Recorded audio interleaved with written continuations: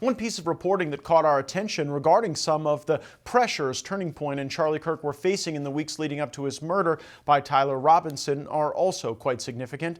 Max Blumenthal's Grayzone piece argues that Charlie Kirk was increasingly at odds with the pro-Israel donor establishment and that this tension may have contributed to mounting pressure before his death.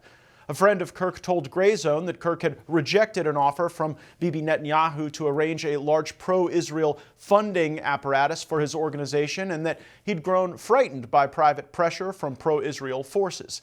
Billionaire Bill Ackman is alleged to have convened a hostile intervention in the Hamptons during which pro-Israel advocates reportedly demanded Kirk rescind a speaking invitation to Tucker Carlson and submit to influence. Mr. Ackman has denied this claim, and others who've attended these functions have had varying accounts.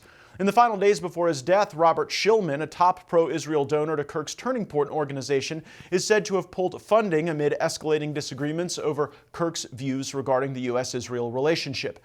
The article frames Kirk's trajectory as a kind of break from donor control. He had allowed critics of Israel on his platforms, including myself. He had pushed back against suppressing dissent and balked at the overt pressure.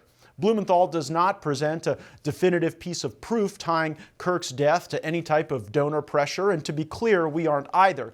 We are covering this story not as an explanation for Charlie Kirk's death, but as a forecast for the challenges that remain for the conservative movement in dealing with constituencies that both criticize some of the decisions of the Netanyahu government and others who are slavishly loyal to Israel over America.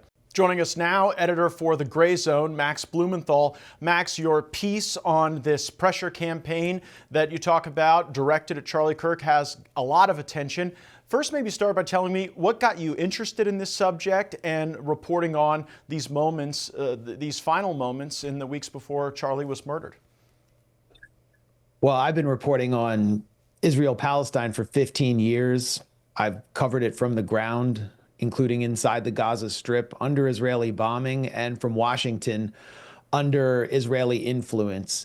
And for going off script as an American Jew, I've been under heavy attack from the same forces that started to put pressure and even attack Charlie Kirk towards the end of his life. So this is a compelling story for me, something I'd been following really closely after the Student Action Summit last July in Tampa, which was an electrifying event where Charlie Kirk opened up the stage for critics of Israel inside the conservative grassroots like Tucker Carlson, comic Dave Smith, who, like me, is a Jewish anti-Zionist, was debating the issue on stage, and the crowd really loved it. The conservative grassroots is undergoing a real shift on this issue, and Charlie Kirk had to bridge the divide between the grassroots of, conservatives under 30 and the donor class, which had basically launched his career, who were substantially pro-Israel.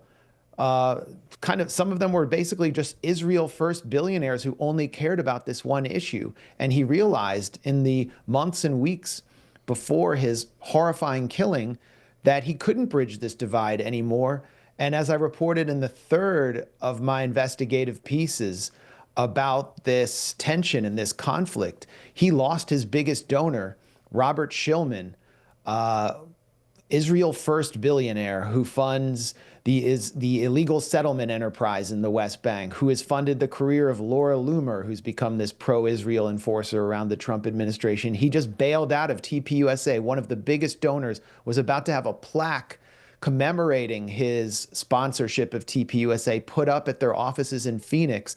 And at the same time, on a daily basis, Charlie Kirk was basically being managed, often against his will, by a small coterie of pro-Israel activists closely connected to Benjamin Netanyahu, as well as Benjamin Netanyahu himself. And I learned from a longtime friend of Charlie Kirk that Charlie Kirk actually couldn't stand Netanyahu, found him to be a bully, manipulative, and was just sick of his constant demands. And so, I put everything I knew out there, and a lot of it was corroborated by Charlie Kirk's public statements, and it's since been corroborated by everyone from Charlie Kirk's producer, Andrew Colvett, to J.D. Vance, the vice president, who corroborated what I reported, that Charlie Kirk actually went into the White House in June, something no one else would do, into the Oval Office, and pressed Donald Trump not to bomb Iran.